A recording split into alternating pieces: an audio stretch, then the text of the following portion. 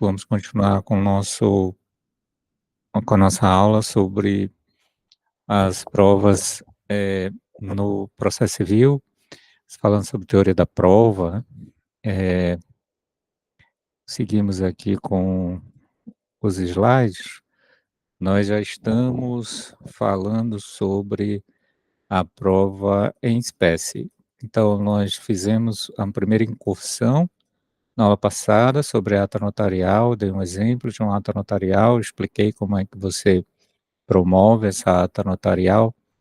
E agora nós vamos falar sobre a segunda espécie de prova, que é o depoimento pessoal. Aí você pode abrir o seu código de processo no capítulo que fala do depoimento pessoal, artigo 385 para frente, e aí você vai acompanhando de acordo com a nossa sequência aqui, dos slides. Bom, o o depoimento pessoal, ele o depoimento pessoal, ele é nada mais do que a oitiva das partes, no litígio. Então a gente tem no processo as 2 partes, o autor, a regra geral é assim, né, o autor é quem promove o processo e o réu é aquele que se defende, né, que responde à demanda. Quando, em algumas situações, as partes pedem o depoimento pessoal da outra, o objetivo é exatamente alcançar a confissão, porque durante o depoimento, eh, vão surgir perguntas, e aí quem faz perguntas é justamente o advogado da parte contrária, ou seja, eu sou advogado da parte autora, eu vou pedir o depoimento pessoal da parte ré, e vou fazer perguntas para ela, e vice-versa. O advogado da parte ré vai fazer perguntas para, o meu cliente, né, que é a parte autora. Eh, então, não é o próprio advogado que faz perguntas para a sua própria parte, é sempre ao contrário. Por que que é ao contrário? Porque o objetivo dessa chamada, desse depoimento pessoal, o objetivo dele é obter uma confissão. Então não seria razoável que eu fosse fazer perguntas em depoimento pessoal para minha própria parte, eu como advogado do autor, cujo objetivo é justamente fazer com que ela confesse alguma coisa, então não faz sentido isso. Já o faz sentido fazer o contrário, né, eu como advogado do autor, vou fazer perguntas para o réu. O réu, numa das perguntas que eu for fazer para ele, ele vai, eh, cair em confissão, né, ele vai confessar. Então essa que é a ideia do depoimento pessoal. Depoimento pessoal, portanto, consiste na oitiva, como está aí no slide, né, a oitiva das partes. Parte não é testemunha, parte é o autor ou é o réu. A testemunha é aquela pessoa que sabe do fato, presenciou o fato, ouviu sobre o fato, mas esse depoimento testemunhal a gente vai ver mais lá na frente. Tem algumas regrinhas, tem algumas pessoas que não podem depor, hã, mas o que a gente está falando aqui nesse momento é uma forma de prova oral que é o depoimento pessoal da parte. Então a primeira regra, né, é o depoimento da parte, então testemunha não presta depoimento pessoal, testemunha presta o seu depoimento, mas o depoimento pessoal, essa categoria de depoimento, ela é chamada para a parte, eh, falar, ou é autor ou é a parte ré. Deixa eu ver aqui no chat se tem alguém fazendo alguma pergunta. Não, né, o Flávio Vinícius colocou sim, né. Bom, eu renovo o convite, né, para vocês, se vocês puderem abrir as câmeras, porque sempre é bom para o professor que está fazendo aula remota, né, aula online, né, e que o aluno possa abrir a câmera para procurando aqui meu celular, para que, o professor tenha o feedback, né, se o aluno realmente está, acompanhando as aulas ou está, como eu sempre brinco, né, está assistindo a novela, está fazendo alguma coisa diferente, né, ou está na academia, né, malhando, enfim, o que não é indicado, né, nesse momento. Bom, então a parte, ela dá o seu depoimento pessoal, o depoimento pessoal é considerado prova e, o objetivo dele é exatamente a confissão. Eh, mas para esse depoimento pessoal ter esse valor, né, de alguma fala da vítima, da vítima já da parte, ser tida como uma confissão, precisa que o mandado de intimação, o que que é o mandado de intimação, né? É a ordem para ela poder comparecer, né. É o mandado de intimação, é aquele mandado, que o juiz, expede e um oficial de justiça, de regra, vai cumprir. O oficial de justiça é o longa-manos do juiz, é o que cumpre as ordens da justiça, então o oficial de justiça vai lá na residência da da vítima, no endereço, eu sempre falo vítima porque estou ligado com o processo penal, mas do autor ou do réu, enfim, quem foi intimado para o depoimento pessoal, e intima essa parte para comparecer à audiência de instrução e julgamento, que é onde é feita a colheita da prova oral. E o depoimento pessoal é uma forma de prova oral também. Agora, é por isso que tem que ficar expresso nesse detalhe, viu. O mandado precisa constar o mandado precisa constar, que a parte foi chamada para o depoimento pessoal e que sua ausência acarreta a pena de confissão. Tanto ela, estando ausente, acarreta a pena de confissão, então a parte não foi para a audiência. Qual é a pena que isso vai ter, né? O autor não compareceu para a audiência de instrução e julgamento, o réu não compareceu para a audiência de instrução e julgamento. Bom, vamos ver como ele foi intimado. A gente está falando do procedimento ordinário, previsto lá no CPC, então se ele foi intimado,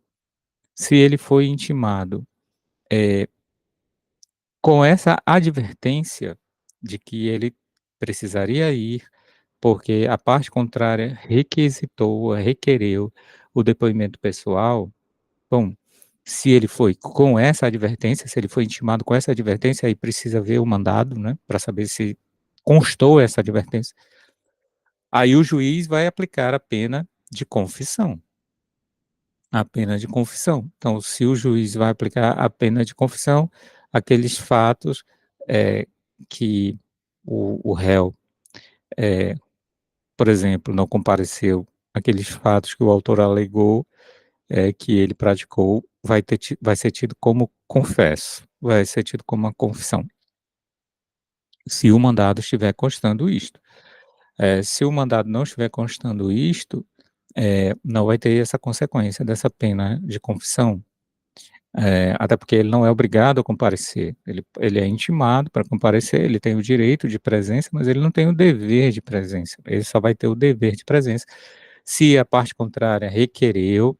Lembra lá da história da especificação das provas, que o juiz abre uma fase para que as partes especifiquem as provas, eh, e aí o juiz abriu essa fase, o autor pediu, por exemplo, o depoimento pessoal do réu, sob pena de confissão, o juiz deferiu lá no despacho saneador, e aí mandou intimar o réu com esta cláusula. Mandou intimar o réu com esta cláusula, o réu foi intimado com esta cláusula do depoimento pessoal, e aí no dia da audiência ele não comparece. Pronto, o juiz aplica a pena de, confissão com relação ao réu. A mesma coisa se fizer ao contrário com o autor, né. o advogado do réu requer naquela especificação de provas, requer como produção de prova o depoimento pessoal do autor, e aí o juiz defere e ele, acrescenta ali no mandado que de intimação, que sob pena de confissão. Então ele tem que comparecer sob pena de confissão. E se o autor não comparecer, ele vai confessar os fatos que o réu alegou, que ele praticou. Bom, eh, essa é a estrutura básica dos depoimentos pessoais das partes. Se a gente estiver tratando, por exemplo, de um processo que corre nos juizados especiais, aí é um procedimento especial diferente. Corre pela Lei 9.099, e aí a ausência do autor à audiência, aliás, a qualquer das audiências do processo, e em regra são 2, uma é de conciliação e a outra é de instrução e julgamento, a ausência do autor na audiência de instrução e julgamento, lá nos juizados especiais, provoca a extinção do processo. Isso, está previsto na Lei Federal 9.099. É até bom a gente sempre fazer essa conferência, né, eh, da Lei 9.099 com a lei com o CPC, né, porque uma boa parte das demandas que estão, na justiça brasileira tramitam em juizados especiais. Então é sempre importante nós podermos fazer essa comparação, né. Então, o CPC tem essa regra do depoimento pessoal, mas a Lei 9.099, ela tem uma regra diferente. Lá no CPC, se o autor não compareceu na audiência, pena de confissão, se o réu não compareceu na audiência, pena de confissão, se eles foram intimados com essa cláusula.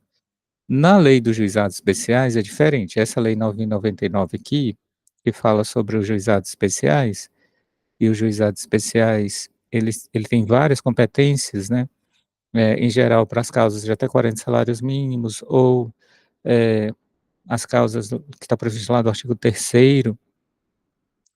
E aí, aqui é um pouco diferente. Ah, o artigo 20 fala: "Não comparecendo o demandado à sessão de conciliação", no caso o demandado é o réu, né, "não comparecendo o demandado à sessão de conciliação, reputação verdadeiros os fatos alegados no pedido inicial". Então é a pena de revelia. O que que é a pena de revelia tecnicamente? A revelia significa ausência de resposta e como a parte não apresentou resposta, então automaticamente reputação verdadeiros os fatos alegados no pedido inicial. Essa é a consequência do réu não comparecer à audiência lá nos juizados especiais. Então se alguém recebeu algum cliente para orientar ou no estágio ou enfim, na vida mesmo, precisou dar alguma orientação sobre juizados especiais, lembrem essa pessoa que se ela for demandado no processo, se ela for na condição de réu no processo, o artigo 20 da Lei 9.099 diz que se ele não comparecer, vai haver ali a pena de revelia, ou seja, os fatos articulados no pedido inicial vão ser tidos como verdadeiros. Se isso vai ensejar a procedência do pedido é outra coisa, mas que aqueles fatos articulados no pedido inicial têm-se como verdadeiros, isso a lei já estabelece essa presunção. Claro, tem sempre a ressalva, né, salvo se do contrário o resultado da convicção do juiz. Então, a pessoa elenca lá no pedido inicial de comprou um terreno na lua, por exemplo, um caso absurdo. É é lógico que, aquilo não existe, esse contrato não existe, essa situação é impossível de ser proferida, então, mesmo que não haja resposta à acusação, o juiz não vai dar esse terreno na lua para a parte autora, né, então sempre tem que sempre passar pelo crivo, judicial. Isso é quando o réu não comparece, né, o artigo 20 lá da Lei dos Juizados. Quando o autor não comparece, o artigo ele é o 51. Ela é diferente do artigo do réu, né. O artigo do autor é o 51, que diz, dispõe o seguinte: "Extingue-se o processo, além dos casos previstos no Código de Processo", né, na lei, na seguinte hipótese: olha, quando o autor deixar de comparecer a qualquer das audiências do processo. Então, se você recebeu algum cliente para orientar num estágio ou algo parecido, ou alguém para orientar, e a causa é de juizados especiais, avise a essa pessoa que o comparecimento na audiência é obrigatório. O comparecimento dela é necessário, porque se ela não comparecer, diz a lei, o artigo 51, inciso 1, né, da Lei Federal 9.099 de 95, que quando o autor deixa de comparecer a qualquer das audiências do processo, extingue-se o processo. Então não precisa ouvir prova, não precisa analisar documentos, não precisa fazer mais nada. O processo simplesmente é extinto. E via de regra, a justiça aplica as custas, né, lá dos juizados especiais, tem esse pequeno detalhe, né, quando a parte vai postular nos juizados especiais, ela não precisa pagar custas, ela não precisa recolher essas custas, mas o processo tem custas, os custas são as despesas que a justiça tem para movimentar aquele processo. Então, existe uma tabela de custas prevista na lei, então todo processo tem custas. E aí, o pequeno detalhe é que nos juizados especiais, não se exige o pagamento das custas na propositura da ação, mas em algumas situações vai se exigir esse pagamento de custas. Uma delas é nesse caso, por exemplo, quando o autor não comparece, então o juiz condena ele ao pagamento das custas. Outra situação que pode ensejar pagamento de custos, que eu estou lembrando aqui, é se foi identificado litigância de má-fé, pode também haver o pagamento de custos. Outra situação, em caso de uma das partes não concordar com a sentença e quiser recorrer, também tem que pagar o preparo, que no preparo está incluso as custas, estão incluídas as custas. Então assim, é meio que um mito dizer que nos juizados especiais não existem custas. Na verdade, elas existem, elas não são exigíveis da parte que vai demandar, num primeiro momento, mas, elas são exigíveis e elas existem. Elas só é só o momento que muda, né. Então só para fazer essa comparação entre a ausência de uma parte lá do CPC, a ausência dela, o que que causa lá no processo do CPC, a ausência dela causa a pena de confissão, se o mandado constou essa advertência. E comparando com os juizados especiais, a ausência dela causa 2 coisas diferentes, se foi o autor, causa a extinção do processo, se foi o réu, causa a revelia. No caso, nós estamos falando a ausência para audiência, né. Imaginamos que o juiz já deu o despacho saneador, já autorizou no CPC que a gente está falando, que lá nos juizados especiais não tem essa fase de despacho saneador. Então a gente está imaginando que no CPC, que o juiz já apreciou as provas indicadas pelo autor, as provas indicadas pelo réu, já deu o despacho saneador e já, deferiu a prova oral. E dentre os pedidos das partes estava o depoimento pessoal uma das outras. Se ele não comparecer, pena de réveho. Agora, se ela comparecer, tem algumas questões. Ela não é obrigada a depor sobre alguns fatos. Ela não é obrigada a depor sobre fatos criminosos ou torpes que lhe foram imputados. Porque se ela falar sobre se ela falar sobre um fato criminoso que a ela foi atribuída, a ela como parte, eh, veja, estaríamos ferindo um princípio constitucional previsto lá na Constituição, que é o princípio da não culpabilidade. Deixa eu colocar ele aqui, Constituição Federal.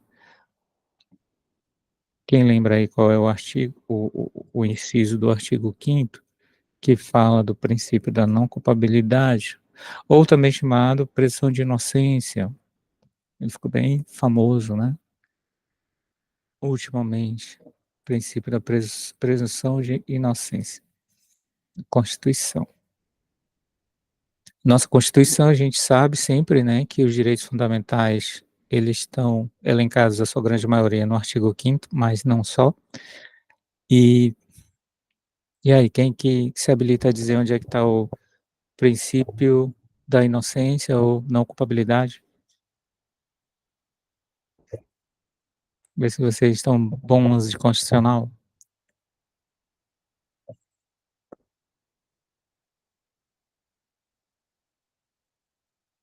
Primeiro saber se tem alguém assistindo, né.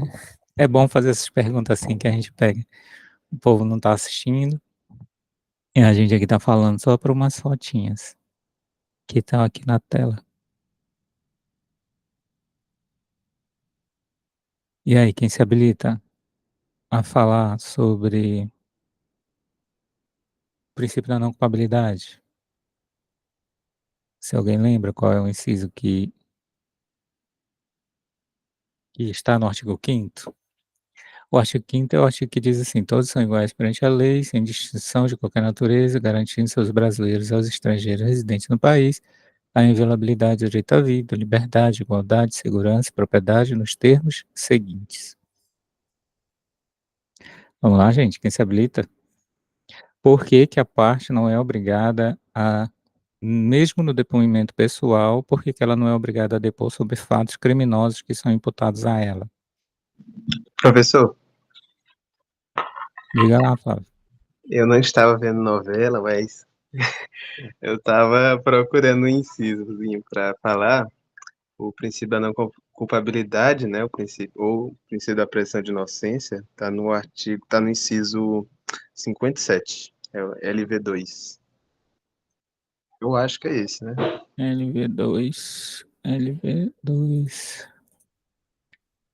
LV2. Aqui, ó.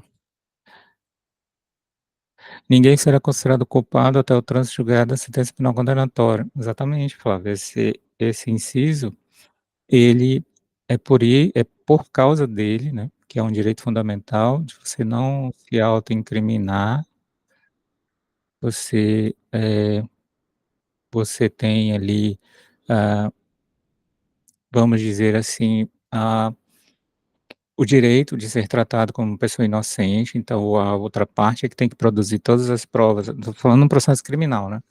A outra parte é que tem que produzir todas as provas contra, no caso, contra você, que ali é a promotoria, né, o Ministério Público é que tem que produzir as provas, e você não é obrigado a produzir nenhuma prova, então você tem que ser tratado como inocente. E uma pessoa que é tratada como inocente, ela não pode ser obrigada a confessar um crime. Isso seria uma contradição, então você não pode obrigar uma pessoa a confessar um crime. Se o objetivo da, eh, do depoimento pessoal, lá no processo civil, lembra, a parte pediu o depoimento pessoal da outra, o autor pediu o depoimento pessoal do réu, o réu pediu o depoimento pessoal do autor. O objetivo de fazer esse pedido é obter justamente a confissão. Então, se na hora da audiência lá, o réu ou o autor pergunta para sua parte contrária, e quando eu falo réu ou autor pergunta, vocês estão entendendo, né, é os advogados perguntam, né. Eh, Se eu chego lá na audiência e o autor pergunta para o réu, eh, neste caso neste caso, se essa pergunta veicular uma imputação de crime, ela não é obrigada a depor sobre isso, ela não é obrigada a falar sobre isso, e o fato dela não depor sobre isso, dela se recusar a depor sobre esse ponto específico, não vai aplicar a ela a pena de confissão. Porque senão a gente estaria violando, o artigo 5º, o inciso 57. O Flávio colocou aqui também, tem no inciso 63 a mesma coisa se falando sobre preso, né.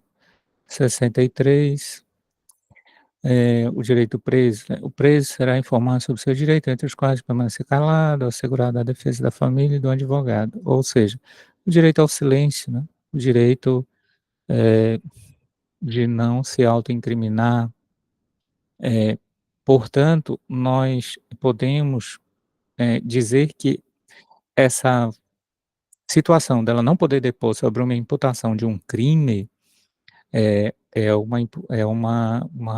um direito que é assegurado a ela pela Constituição, tá.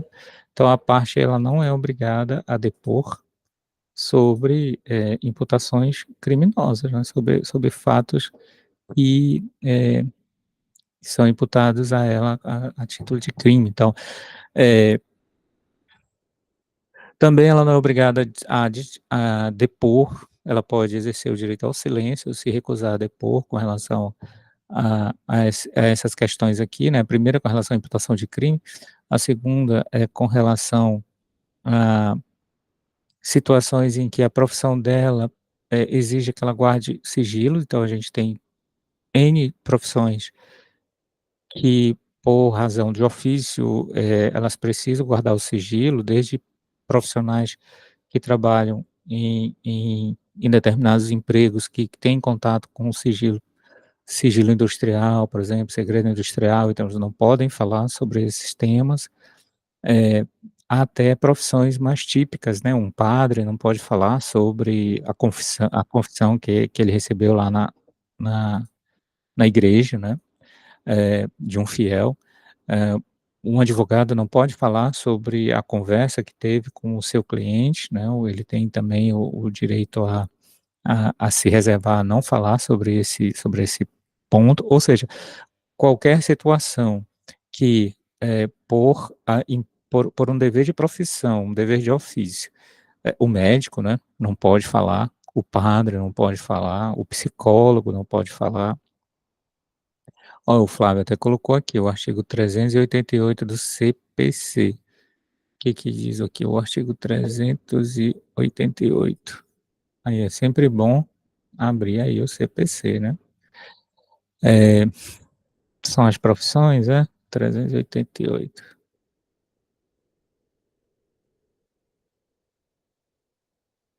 Ah não, é o depoimento.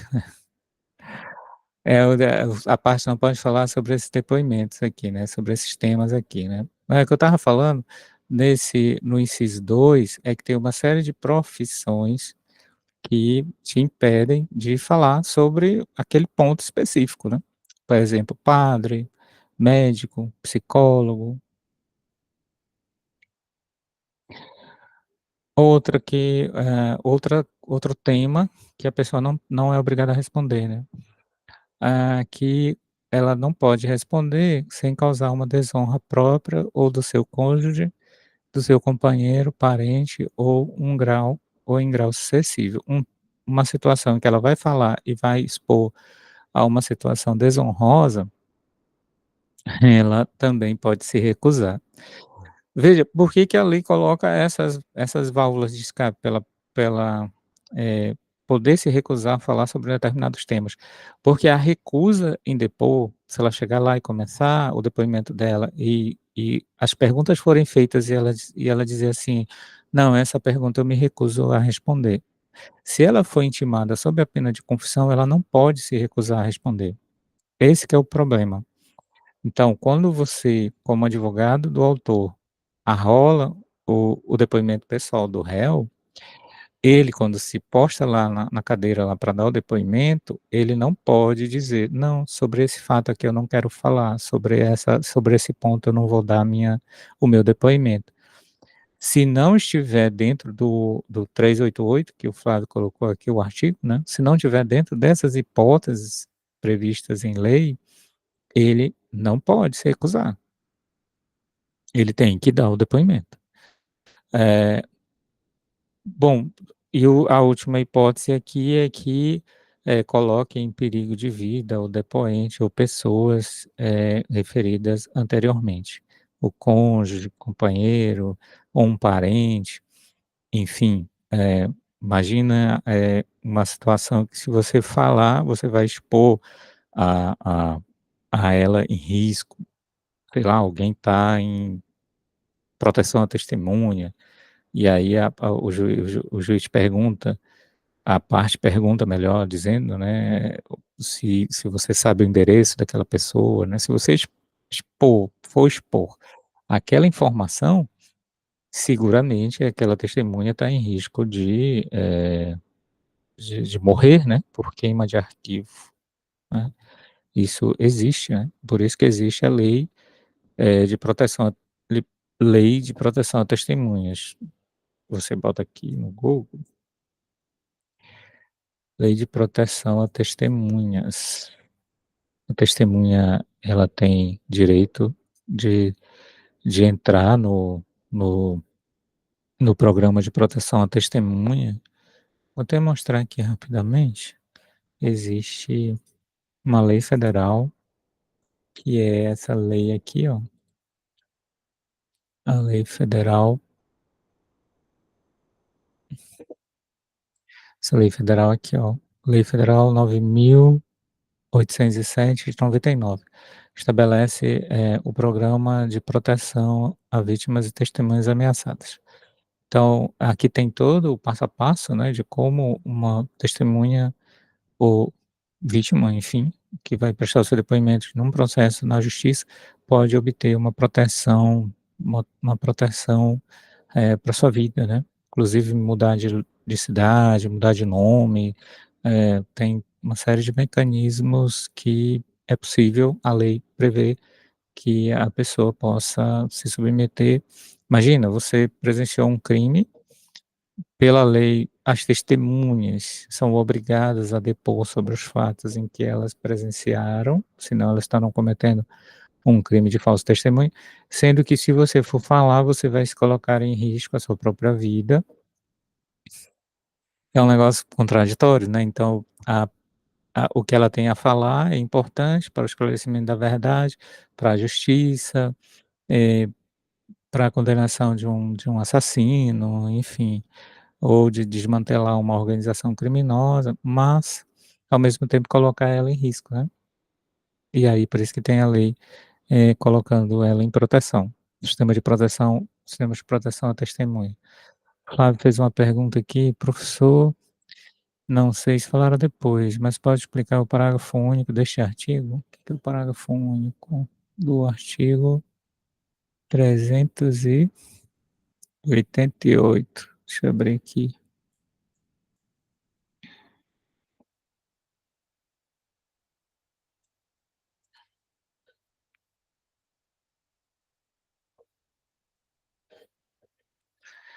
O artigo 388 diz que a parte não é obrigada a depor sobre esses fatos que a gente estava conversando aqui, né.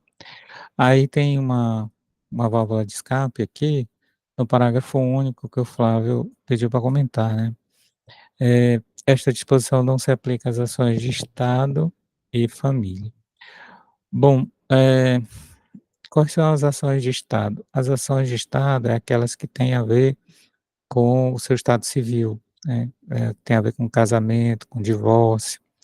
As ações de família são aquelas que têm a ver com isso também, mas com guarda, alimentos, eh, direito de visita.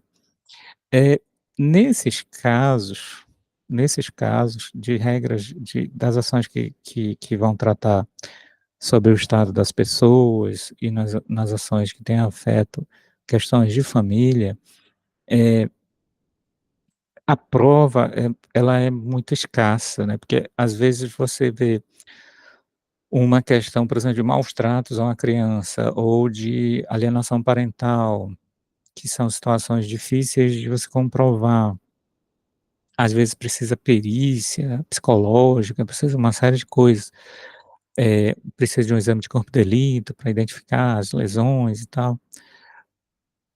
Porque geralmente as violações em direito de família são constituídas no seio da família, e a família ela, em regra, mora numa casa, e a casa ela é protegida pela Constituição, então ninguém entra lá para ficar bisbilhotando o que a família está fazendo.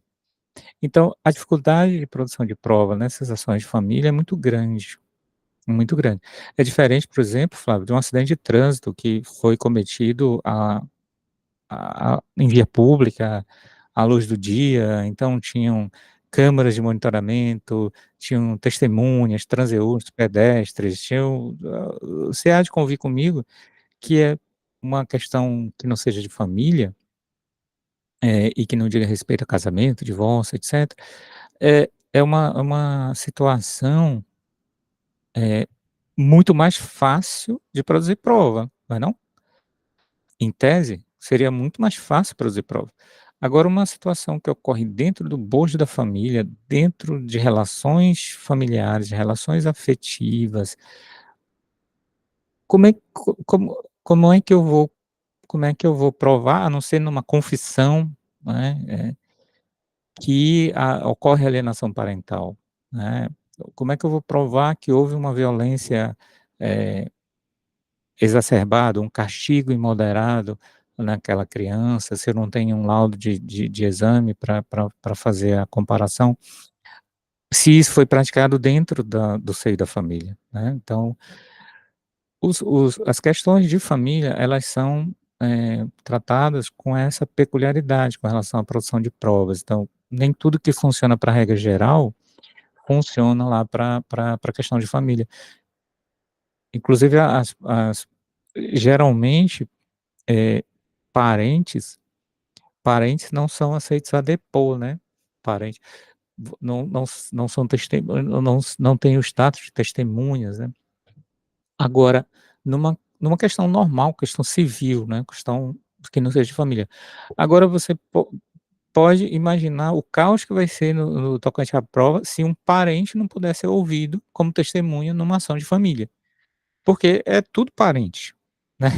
O autor é parente do réu, o réu é ou um parentesco por afinidade ou um parentesco consanguíneo, se for um caso de uma ação de alimentos, ou é parentesco consanguíneo, se for um caso de divórcio, é por afinidade, ah, então é impossível, né, é impossível. Então tem coisas que, para a regra geral, não vale para as ações de família, né. Você tem um exemplo, né. Então, assim, ele não pode se recusar. Se ele foi imputado a ele uma alienação parental não é crime, mas se for, imputado a ele, um fato desabonador da sua conduta e tal, o juiz nocível pode considerar isso como confissão. Nocível, tá. Não que essa confissão vá migrar lá para o processo penal, né. Eh Porque lá é diferente. Aí essa questão do Flávio me fez lembrar a história do DNA, né. O no processo no pro num processo comum, por aqueles artigos lá que a gente viu, a pessoa não pode produzir provas contra ela mesma, né. Inclusive está bem aqui, né, a parte não pode ser obrigada a depor sobre fatos criminosos e tal. Mas, se você está, por exemplo, num processo de investigação de paternidade, que é uma ação, existe até uma lei federal, deixa eu pegar aqui a lei para mostrar para vocês anotarem. Existe uma lei federal chamada Lei de Investigação de Paternidade. Então, investigação de paternidade todo mundo já deve imaginar o que é, né. Investigação de paternidade é quando há um relacionamento, né, entre as pessoas e quando nasce a criança, o pai, o suposto pai, se recusa a registrar, né. E aí a mãe vai, procura um advogado, e esse advogado entra com uma ação para investigação da paternidade. Já que o pai está se recusando, o suposto pai, né, está se recusando, então vamos fazer uma ação e no bojo dessa ação, vamos obrigar ele a se submeter ao exame de DNA. Aí vem a pergunta: e se ele se recusar a comparecer ao exame de DNA? Se "Não, não quero, contesto esta alegação, esse filho não é meu, esta mulher já teve outros namorados na época, que tinha um relacionamento com ela". Imagina essa contestação clássica eh, de uma ação de investigação de paternidade, né, desqualificando a mulher postulante, na verdade quem postula é a criança, né, a mulher é a representante legal, questionando justamente de que ela tinha outros relacionamentos e que o filho pode ser de A, B ou C ou D e tal. E aí o juiz defere lá a produção da prova pericial, o despachantador, ele deferiu a produção de prova pericial, e aí a pergunta que não quer calar, Flávio e todos aqui: e se ele se recusar a depor? Aí se ele se recusar a comparecer lá no dia lá para coleta do exame de DNA? Não foi, não quero fazer exame de DNA. Qual é a consequência que isso vai me dar? Bom, do ponto de vista criminal, imaginamos que ele estaria respondendo a um processo criminal, eh, por estupro de uma vítima, não é o caso dessa investigação de paternidade, mas poderia ser, né. Ele estaria respondendo a um processo de estupro do qual resultou a gravidez. E esta gravidez, ele não registrou, e aí a mãe está postulando um reconhecimento judicial de paternidade. Lembra então, esse mesmo fato, a paternidade dessa criança pode ter reflexos lá no criminal, né. E aí é interessante porque, do ponto de vista civil, né, no processo civil, que é essa investigação de paternidade civil, o fato dele não comparecer para fazer o exame de DNA, autoriza que o juiz consiga que, presumidamente, ele é o pai. Há uma presunção legal que ele é o pai, por ele ter se recusado a comparecer ao exame de DNA. Mas essa mesma situação, lá no processo penal, poderia ser usado para, considerar ele culpado? É é uma questão delicada, né, porque ele se recusou a produzir essa prova. Se ele se recusou a produzir essa prova, e ninguém pode produzir prova contra a sua vontade num processo criminal, essa prova não deveria ser usada no processo criminal, porque estaria violando o artigo 5º, inciso 57, que a gente viu. Presunção de inocência, você não pode ser obrigado a fazer uma prova, eh, que vai ser contra a os seus interesses. Mas aqui a lei na parte cível, né, na parte cível, ela tem essa regra, eh, inclusive essa regra tá expressa na lei, né, tá aqui, ó, foi incluído pela lei 14.138 de 2021. Desde 2021 já está expresso na lei, antes eram posicionamentos precedentes do STJ e tal. Agora não, está expresso. A recusa do réu em se submeter ao exame do código genético do DNA gera a presunção de paternidade a ser apreciada no conjunto do contexto probatório. Então, é uma presunção legal, se ele se recusar. Então, oriente a quem, se você estiver auxiliando, né, no estágio de alguém que está respondendo a um processo de paternidade no tocante à prova pericial, se o juiz se o juiz, deferiu a prova pelo DNA, e que via de regra acontece nos processos de investigação de paternidade, avise ao réu que ele não pode se recusar a comparecer. Se ele se recusar a comparecer à coleta do exame, ele vai ser tido como o pai, né, pela recusa, né, é a presunção de paternidade. Então isso é uma coisa totalmente diferente do cível, né, do criminal, perdão, isso é uma coisa totalmente diferente do criminal. Lá no criminal não poderia acontecer uma situação dessa, né. A pessoa não fui fazer a prova e por eu não ter ido fazer a coleta da prova eu sou considerado culpado? Hum, no criminal não funciona dessa forma. Seria o tipo do artigo 232 do Código Civil. O que que tem o Código Civil aqui, Flávio? O que que é esse 232? Pode abrir o áudio e falar, Flávio, também. Código Código Civil 232. Estou com ele aberto aqui, professor. O que que diz? Só um instante. Artigo 232. A recusa à perícia médica ordenada pelo juiz poderá suprir a prova que se pretendia obter com o exame. Ah, olha, interessante, né. Eh, eu estava procurando naquele dia, na aula, deixa eu botar aqui. Eu estava procurando naquele dia na aula, essa parte do Código Civil eu não estava achando, que fala sobre prova, né. que até a gente falou sobre a prova testemunhal, Sim. é aceita até um determinado valor, né. Ó, o Código Civil tem uma parte bacana aqui sobre provas, que vale a pena vocês fazerem a leitura, tá. Aí, ó, da prova dos atos jurídicos, né. Confissão, documento, testemunha, presunção, a gente está no campo das presunções, né. Presunção, perícia, aí é o 232. É, 232. Esse capítulo aqui é de leitura obrigatória para vocês, tá, do Código Civil, que ele faz a prova dos atos jurídicos, né, dos atos jurídicos. Um ato ilícito, um contrato, então como é que eu provo um determinado ato jurídico?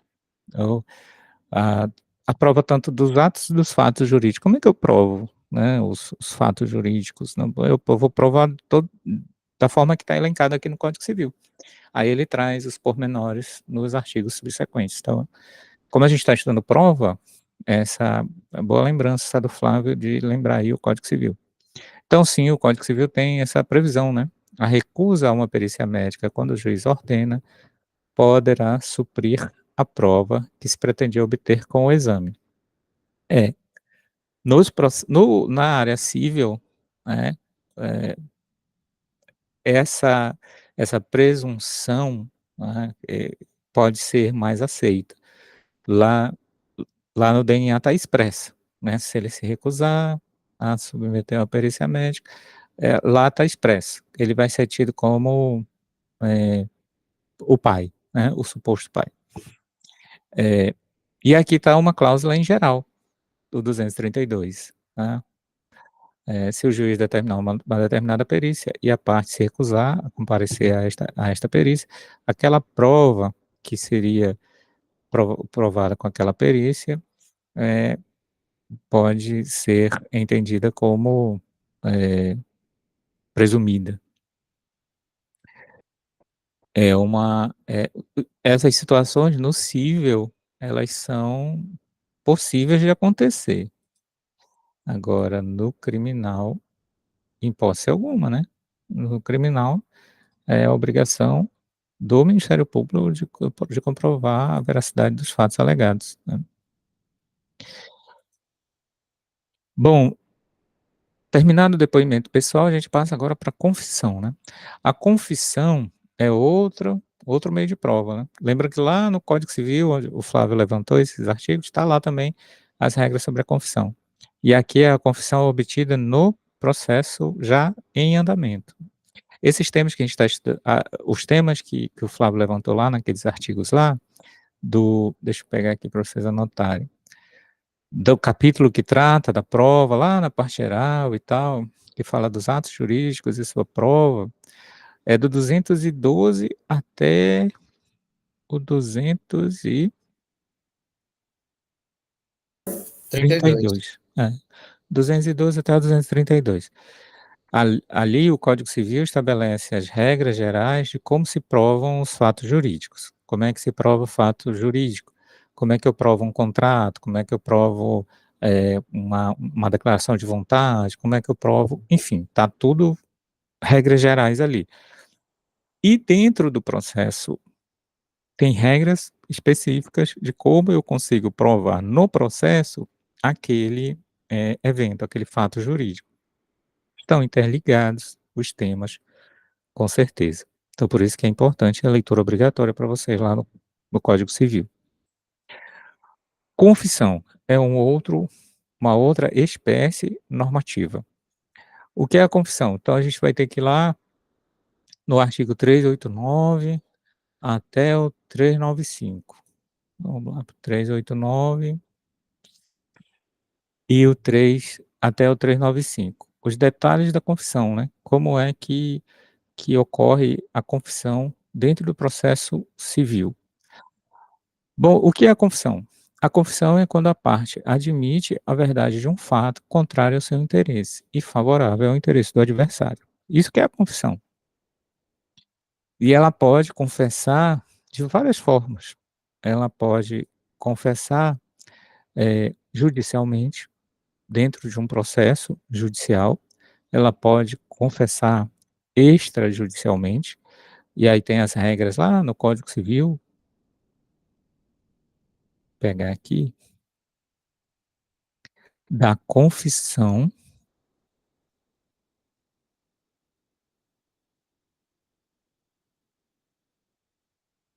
né, 213, 214, que falam sobre a confissão, né, eh, então essa confissão extrajudicial, ela é válida ou não é válida? Bom, eu tenho que olhar lá 213 e seguintes, pra saber se essa confissão é válida ou não é válida, se ela for extrajudicial. Então você anota aí, né. Se ela for extrajudicial, eu tenho que olhar lá o 213 para frente do Código Civil, tá, que tem as regras lá específicas. Do extra. O do judicial a gente vai olhar aqui, né. Ela pode ser espontânea ou provocada.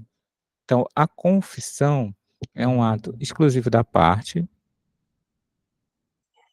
exceto, quando ela está autorizada a fazer por mandatário.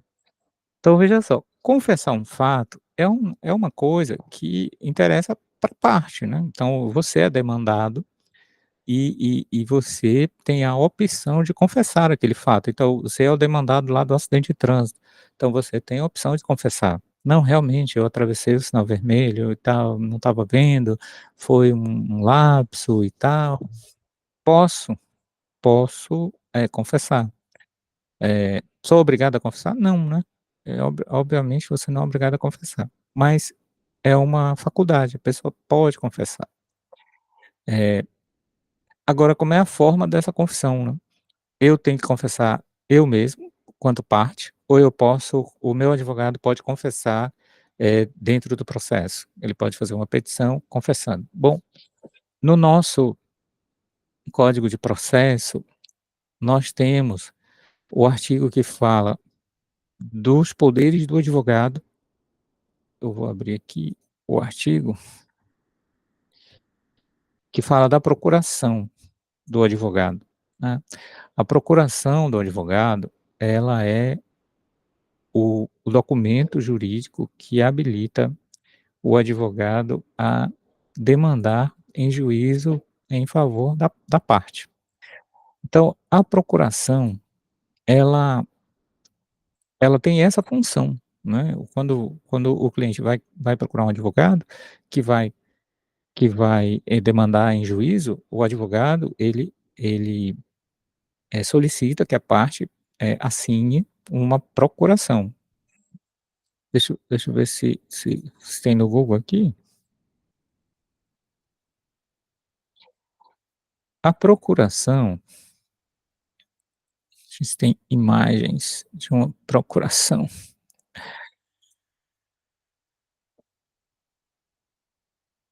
É ruim que essas imagens são muito pequenininhas, né. Deixa eu ver se dá para ampliar isso aqui. A procuração, em geral, ele não deixa, ele só deixa quando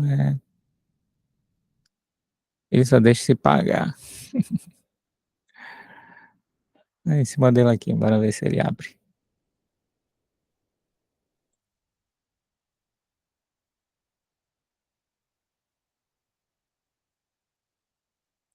Esse também não. Eu tô vendo alguns modelos de procuração na internet, mas eles só abrem se você pagar, né. Ó, eles bloqueiam tudo, eles só abrem se pagar. A procuração, o que que é? A procuração é um documento jurídico. Deixa eu ver se ele mostra essa daqui. Tá aqui, ó. Essa daqui é mais fácil de entender. Aqui no Google, modelos de procuração. Uma procuração para um advogado ir defender um cliente em juízo, né, ela segue, geralmente o modelo padrão, né, tem o outorgante, que é quem é o cliente que vai assinar a procuração, tem o outorgado, né, que é o advogado que vai receber aqueles poderes, vai receber aquela outorga de poderes, e tem os poderes. Basicamente essa é a estrutura de uma procuração. Tem alguém que está concedendo poderes, tem alguém que é o chamado outorgante, tem alguém que está recebendo poderes, chamado outorgado, e tem a descrição por escrito dos poderes. Bom, eh, normalmente, na procuração para o foro, é a procuração chamada adjudícia, procuração que habilita o advogado a entrar com as ações, procuração adjudícia. Eh, aqui nos poderes, está constando, né, que ele tem o poderes para ingressar judicialmente com uma demanda, em favor do outorgante, e exercer todos os atos que em juízo possam ser necessários. Em algumas situações, tem poderes especiais. Quando tem poderes especiais, eh, aí tem que ter muito cuidado com que tipo de poderes especiais o cliente está passando para o advogado, porque um dos poderes pode ser o de confessar. Então eu tô entregando para o meu advogado o direito dele poder confessar em meu nome, né, usando a procuração. No Código de Processo Civil, isso precisa estar expresso quando você vai quando o advogado vai confessar em nome da parte. No Código de Processo Civil, o artigo 105 diz o seguinte: a procuração é aquilo que a gente viu, né, a procuração em geral para o foro outorgada por instrumento público ou particular. Instrumento público é aquele feito lá no cartório, escritura pública. Posso fazer uma procuração por escritura pública? Posso, sem problema nenhum. Posso fazer também particular, fazendo um documento no editor de texto do computador, imprimindo e assinando? Pode também, tem problema nenhum, não é obrigado a ir no cartório para fazer isso. Ah, tem que reconhecer a assinatura, da procuração quando ela é particular? Não, também não é obrigado a fazer esse reconhecimento. Bom, a procuração em geral otorgada pelo instrumento público ou particular, assinado pela parte, então é importante, né, tem que estar assinado pela parte, o autor ou o réu. O que que essa procuração geral autoriza o advogado? Daqui ó, habilita o advogado a praticar todos os atos do processo. Então ele está habilitado para peticionar, para fazer todos os movimentos dentro do processo que possam atender os interesses do cliente, exceto os poderes especiais. Por isso que é importante olhar na procuração, se a procuração tem os poderes especiais. Quais são os poderes especiais? Esses aqui, ó: receber citação. Você imagina? Outorga uma procuração para o advogado e autoriza ele a receber citação no seu nome. Pode ser um risco, né, porque você sabe que uma vez citado, e se o advogado tem procuração para receber essa citação, a citação pode acontecer na pessoa do advogado. Uma vez citado, você tem que responder o processo no prazo legal, em geral 15 dias. Você tem que responder e aí, se o advogado por alguma razão não lhe comunica, você perde ali por revelia, né, porque não apresentou a sua resposta. É, então é bem dramático, né, se você, autorizou para receber citação, né. Se você autorizou a parte ou seu advogado, né, se você autorizou ele a receber citação. Confessar tá aqui, ó, um poder especial que o advogado pode, constar na procuração. Se ele trouxe esse poder especial para confessar, então ele pode, confessar em nome do cliente, ou reconhecer a procedência do pedido, transigir, desistir do pedido, renunciar o direito sobre qual se funda a ação, receber, isso geralmente é uma polêmica, né, porque o advogado, recebe o dinheiro que seria do cliente e deve repassá-lo para o seu cliente, né, mas ele só pode receber, o dinheiro em favor do cliente, em nome do cliente, o dinheiro que é pago no processo em favor do cliente, se constar na procuração que ele tem poderes especiais para receber. Para receber, para dar quitação, para firmar compromisso, para assinar declaração de hipossuficiência. Essas todas, cláusulas devem estar nos poderes específicos. Tem que estar escrito na na procuração. E, em geral, os advogados colocam, né, colocam, e aí precisa ter cuidado, que precisa estar escrito e precisa para você como parte, né, você é parte, você tem que ter muito cuidado com esses aqui, né, receber citação, confessar. Se você autorizou ao seu advogado a confessar em seu nome uma determinada situação, ele está autorizado a confessar, né, e inclusive, eh, por isso que a confissão pode ser dada por mandatário, mas aí esse mandatário precisa ter poderes especiais, como a gente viu, né, no artigo 105. Os elementos da confissão são, um sujeito que declara, então tem que ter um sujeito que declara, que faz a confissão, a vontade de declarar, tem que ter o elemento intencional e o fato que ela vai declarar. Não, então sim, realmente eu atravessei o sinal vermelho. Sim, realmente eu estava fazendo alienação parental. Sim, realmente eu sou o pai da criança. Enfim, ele vai confessar o fato que está sendo, que ele está sendo demandado. A confissão, ela tem alguns efeitos, tá. O principal efeito é a desnecessidade de a parte contrária fazer prova sobre um fato que é confessado. Então o autor vem e apresenta vários fatos na petição inicial. O réu na resposta vem e confessa algum desses fatos, sei lá, ele apresenta 3 fatos, e o réu vem e confessa 2 fatos. Pronto, o primeiro efeito da confissão é qual?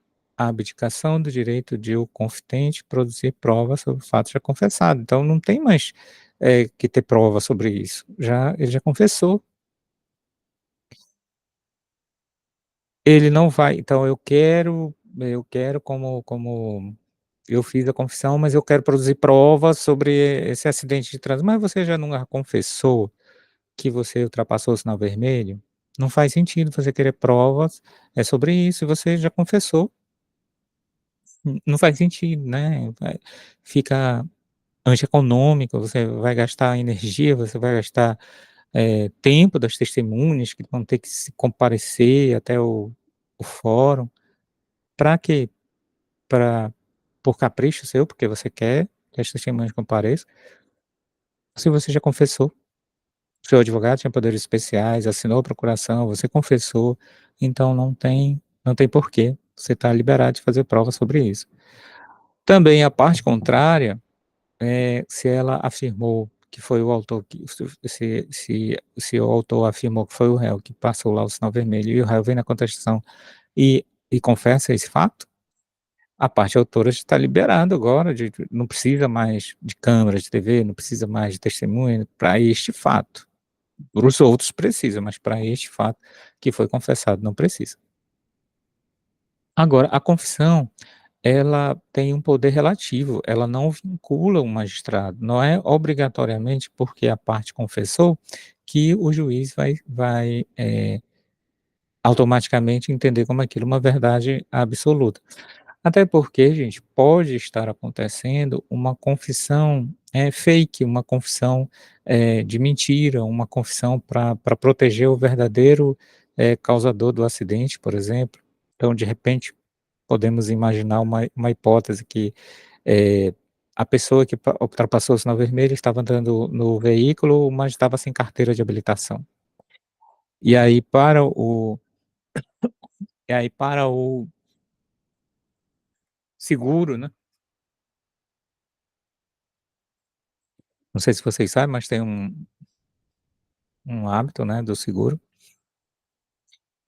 e via de regra eles não pagam, né, quando o causador do acidente, a pessoa que estava conduzindo o veículo, ou não precisa nem ser o causador, mas a pessoa que estava conduzindo o veículo segurado, não tinha carteira de habilitação. O seguro geralmente não paga. Então vamos imaginar que a pessoa, né, que furou o sinal vermelho, realmente estava conduzindo o veículo sem a carteira de habilitação, mas aí vem o proprietário do veículo no processo, que ele é o demandado, vamos imaginar que não acharam o condutor e que acharam o proprietário pela busca lá nos sistemas do Detran, enfim, acharam o proprietário, demandaram o proprietário. Aí o proprietário vem e confessa esse fato. Confessa: "Não, fui eu mesmo que atravessei o sinal vermelho". Por quê? Porque na cabeça dele, ele confessando este fato, eh, a seguradora vai pagar, porque, o carro dele tem seguro, e se ele for falar a verdade dos fatos, que era uma pessoa outra que estava, sei lá, o filho dele, alguém que não tinha carteira, a seguradora não vai pagar. Então veja, a confissão pode ser uma mentira, a confissão pode ser uma mentira. Então, a confissão ela não automaticamente obriga o magistrado vai ter que comparar a confissão com as outras provas, vai verificar, se, de fato, ela é adequada. Vocês acham que pode acontecer isso? De o verdadeiro proprietário do veículo, eh, omitir quem era o verdadeiro condutor para fins de receber o seguro, vocês acham que isso é possível acontecer? Sim ou não?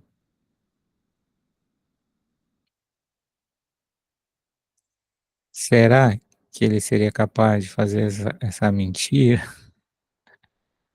dentro do processo? Vocês acham que a pessoa seria capaz de fazer isso? Sim, não, talvez, pode ser. Sim, né, Juvence? É o que mais acontece, né, enganando o processo, né, enganando o juiz para, para conseguir alguma vantagem, né. No caso, a vantagem seria o pagamento lá do seguro, né.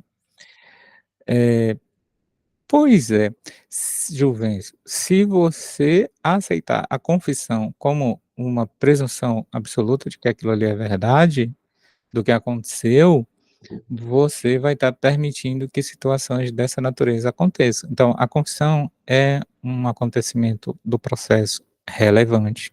Sim, ela é relevante, porque ela produz vários efeitos aí que vocês estão vendo, né. A pessoa que confessou não precisa produzir prova sobre aquilo que confessou.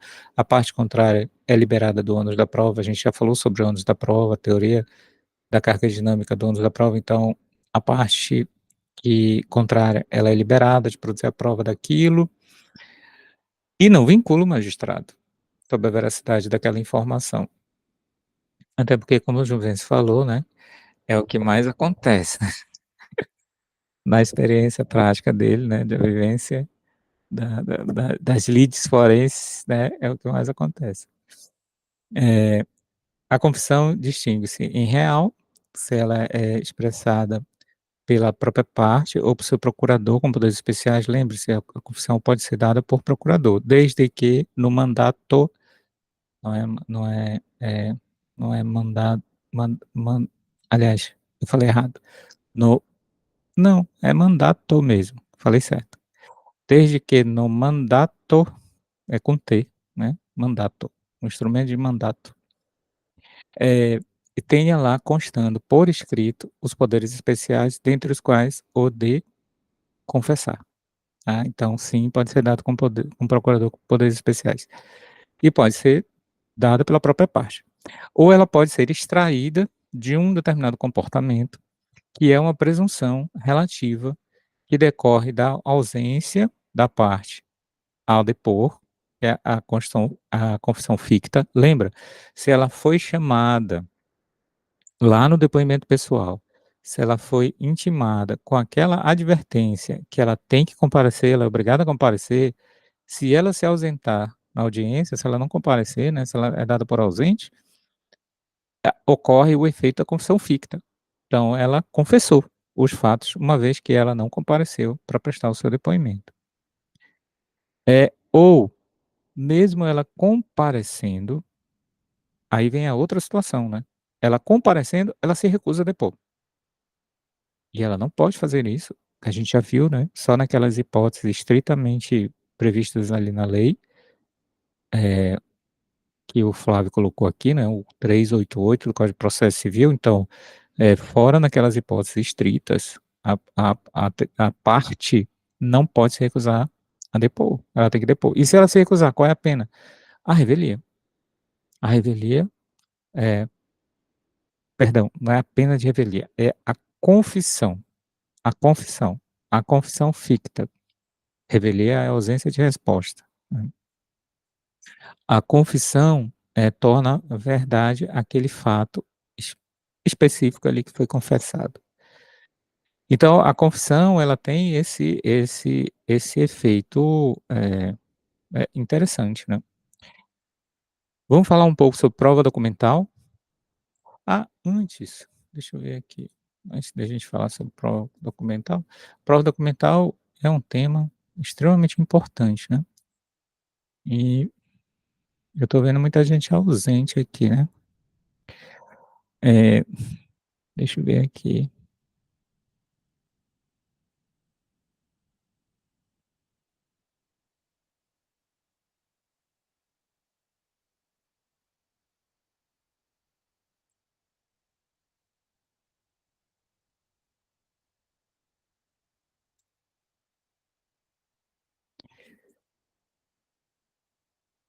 Pronto, eu coloquei um quiz para vocês,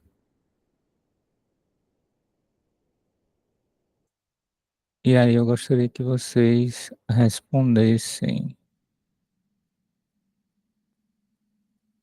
Aí eu gostaria que vocês respondessem, deixa eu colocar aqui.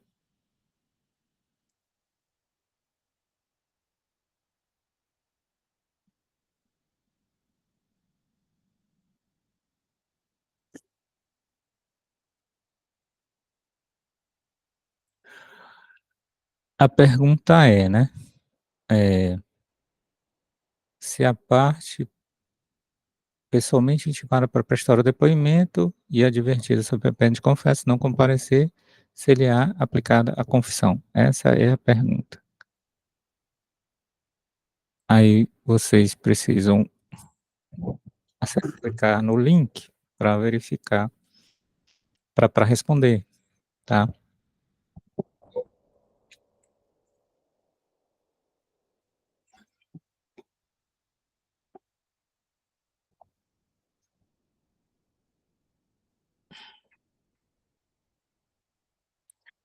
Beleza.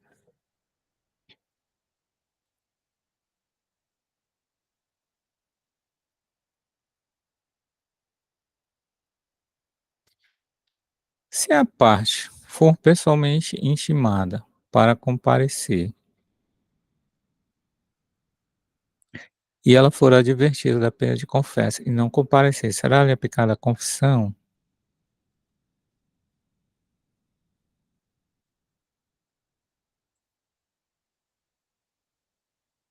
É o que a gente está falando, né. É, aqui a maioria, ninguém duvidou, né. O Diego ainda matou a cobra e mostrou a cobra morta, né. É, ninguém duvidou, não é não? Sim, verdade. Se a parte pessoalmente intimada para prestar o depoimento é advertida, o Flávio, né, não teve dúvida, né. É, não teve dúvida. Mas esse quiz é bom para saber só quem está assistindo, né. Então, tem um monte de gente aqui que não está nem fazendo parte da nossa aula. Isso é ruim, gente, porque o tempo ele ele não volta. Aí de repente você tem a oportunidade de fazer a aula e depois vai ter que aí tá fazendo outra coisa, aí você vai ter que fazer depois, ter que ver ouvir de novo, eh, enfim, né. É, o tempo da aula é este aqui. Se você tá fazendo outra coisa, você vai ter que perder depois o seu tempo para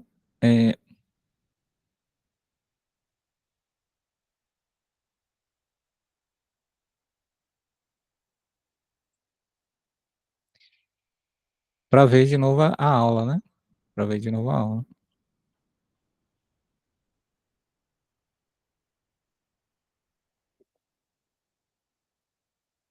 Já que vocês estão bons de perguntas e respostas, estão assistindo a novela. Exatamente, Diego. Já que vocês estão bons de pergunta e resposta, mais um quiz para vocês responderem.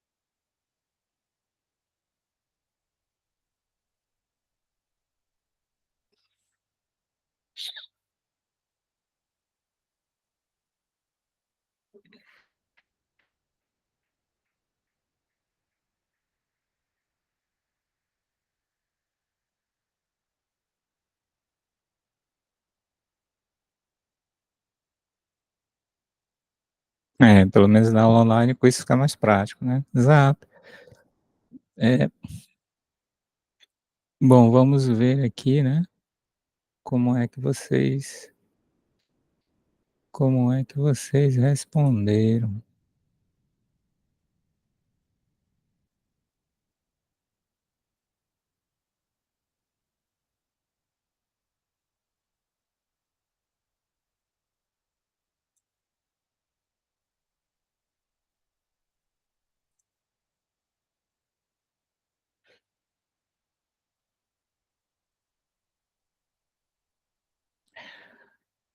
Bom, eh,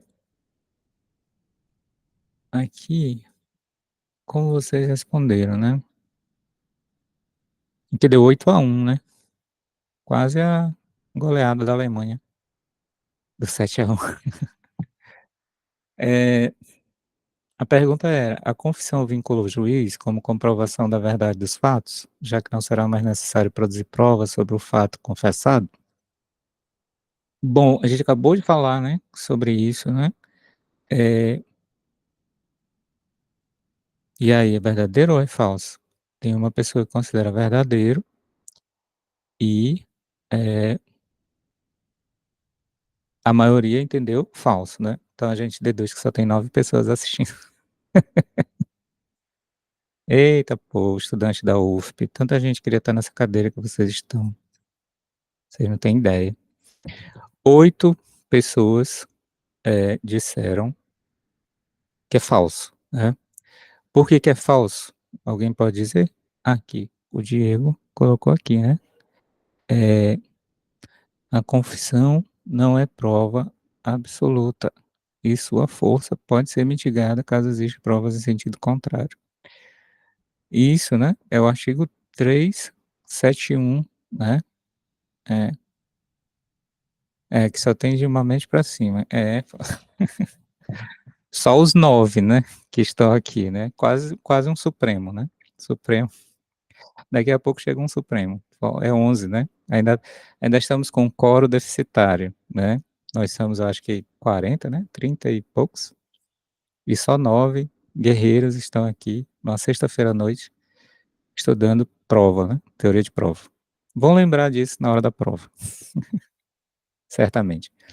Então assim, de fato, a resposta é falsa, né, e o que pode ter confundido alguém que a pessoa que tenha acertado com o verdadeiro, é porque a segunda parte do enunciado é realmente verdadeiro, né, já que não será mais necessário produzir provas sobre o fato confessado. Isso realmente é um efeito da confissão, você deixa de produzir prova daquele fato. No entanto, a primeira parte do enunciado, ela não é verdadeira. Por quê? Porque a confissão não vincula o juiz. A confissão não vincula o juiz. A gente acabou de dar um exemplo, né, o Juvencio até falou do exemplo do seguro, né, que é o que mais acontece na experiência dele e tal. As pessoas, fazerem uma confissão falsa para obter alguma vantagem futura lá na frente, né, então, realmente é uma situação, que não pode vincular o juiz. Então, se fosse possível o juiz ser vinculado com confissão, ele ia entender como verdadeiro fatos completamente absurdos. E que, eh, não seriam a verdade, né, não seriam a verdade. Então como a gente tem um princípio no processo chamado verdade real, então o processo se preocupa com a verdade. A verdade não é uma coisa, assim, etérea, abstrata, não, a verdade é uma coisa que é importante, é significativo para o processo e o processo, deve levar em consideração a verdade. Eh Como eu estava falando aqui, o nosso próximo tema é exatamente a prova documental. Só que a prova documental, gente, é um tema realmente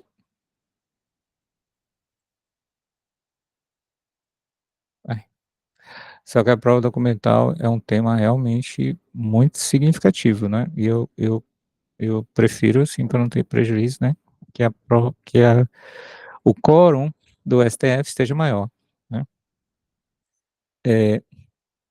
maior do que 9, né.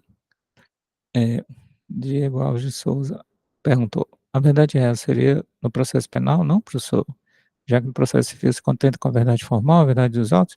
A gente já conversou sobre isso, Diego, numa aula passada, e tanto processo civil quanto processo penal, eles buscam a verdade real. Todos 2 buscam a verdade real. A diferença é que no processo civil, ele se contenta com a verdade formal. É esta a diferença, mas todos 2 buscam a verdade. Nesse caso lá, Diego, você fosse o juiz, você não queria saber a verdade realmente, se foi aquela pessoa que está confessando que foi o motorista do acidente, será que ele não está confessando não é para receber o seguro não, né? Será que ele está fazendo ali uma mentira dentro do processo e tal? Ou não me interessa isso daí, eu não quero saber, ele confessou e pronto. Obviamente que não, né, Diego. Você iria querer saber se de fato aquela pessoa foi realmente a pessoa que estava conduzindo o veículo ou se ela está fazendo aquela confissão por alguma razão, para ocultar um verdadeiro, causador, né. Então, a regra, Diego, é que o processo em si, seja ele civil, penal, do trabalho, administrativo, a regra é que o processo ele busca a verdade. A diferença é que se contenta com a formal. Então, se dentro daquele acervo probatório todo, Diego, só foi conseguido provar aquilo, paciência, é aquilo que vai ser considerado, válido e a sentença vai ser nesse sentido. Já no processo penal, não, a verdade real, ela subjaz inclusive à decisão transitada em julgado. Você tem uma decisão transitada em julgado no processo penal e cabe depois uma ação especial chamada revisão criminal. Então, posteriormente, e aí é interessante vocês verem o projeto, né, Inocentes Brasil, né, Inocentes Projects Brasil, que descobrem muito depois de que a pessoa já foi condenada, os erros judiciários, as perícias. E é um negócio muito interessante. No processo penal, ele ultrapassa o princípio da verdade real, ele ultrapassa a coisa julgada e não quer saber. Ele quer esclarecimento da verdade do que aconteceu, quem foi o verdadeiro autor, quem foi o verdadeiro assassino e tal. Eh, Depois eu vou botar o link lá no Google Sala de Aula, o Inocentes Project Brasil, e tem casos já, vários casos, né, de casos criminais que as pessoas foram condenadas com sentença com trânsito em julgado e depois se descobriu por perícias, por exame de DNA, por provas novas de que eles não eram os culpados e que foi um erro do sistema judicial em revisão criminal. E eles fizeram a revisão criminal, procedência da revisão criminal, eles foram absolvidos e tem lá na lei da revisão criminal, no CPP, a previsão de indenização, porque é considerado um erro judiciário. A indenização para a pessoa, né, que foi vítima de um erro judiciário. Acho que é o 640, por aí, 642, por aí, lá do Código de Processo Penal, que fala da revisão criminal. Já no civil, Diego, como ele se contenta com a verdade formal, você só tem esse meio de prova que a gente está estudando aqui, né, essa fase probatória do processo, para provar a verdade. Não conseguiu provar a verdade, você ainda pode respirar ainda um pouquinho depois que transitou em julgado durante 2 anos para entrar com uma rescisória, se você conseguiu demonstrar ali que houve alguma coisa ilícita dentro do processo, que o juiz foi enganado, houve um conluio, você ainda consegue ainda respirar um pouquinho para tentar provar a verdade lá na rescisória, e deu 2 anos, acabou. Se você não conseguiu provar na rescisória, acabou, né, você só tem 2 anos para entrar, né, do trânsito em julgado para entrar com a ação rescisória, é o prazo, né. E aí a gente fala da coisa julgada, e quando ela passa o prazo da rescisória e você não entra com a rescisória, é a coisa soberanamente julgada, você não cabe mais discussão. Ela virou, eh, coisa julgada realmente. Mas no penal não tem isso não. No penal, se descobriu, o assassino, o verdadeiro assassino, descobriu o verdadeiro criminoso, passou 2 anos, 3 anos, 10 anos, 30 anos. Nos Estados Unidos tem vários casos famosos lá que tem prisão perpétua, né. Pessoas que passam 10, 15, 20 anos presos e depois se descobre quem é o verdadeiro autor do crime, e aquelas pessoas são inocentadas. Então, por isso, em resumo, o processo se preocupa com a verdade real, mas se contenta com a verdade formal. Então o nosso próximo tema é a prova documental. Como nós temos baixo quórum e o pessoal já está se debandando também, né, já saíram uns 3 ou 4 daqui, a gente só tem agora uns 5. Vamos passar para a próxima aula, vamos passar por esse tema na próxima aula, espero que presencial nós tenhamos um quórum maior, porque esse tema é muito importante, né, a prova documental, afinal de contas, né, ela é basicamente a mola mestra da prova no processo, você tem os documentos, têm um valor probante alto, né, em demais coisas. Eh, então boa noite aí para todo mundo, um bom final de semana, bom voto aí para todo mundo, juízo, e até uma próxima, né. O pessoal está querendo ponto por causa do quiz, né. Não, o quiz é só para acordar vocês. Não tem ponto não, mas quem sabe cai na prova, né, essas questõezinhas.